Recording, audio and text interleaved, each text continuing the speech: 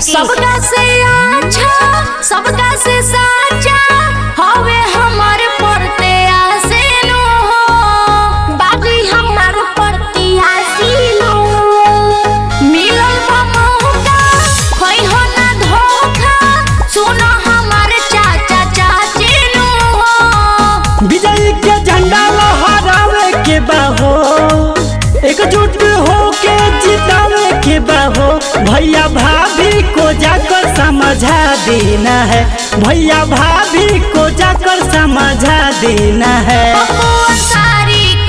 पप्पू अंसारी को विजयी बना देना है अब की नहीं को प्रधान बना देना है। चलिए मतदाता साथियों, 5 वर्षों के बाद ये मौका मिला है मतदान करने का। सोच समझकर जांच परख कर साथ चले एक सच्चे प्रत्याशी का एकमात्र उम्मीदवार हम सबों के बीच है। याद रखें।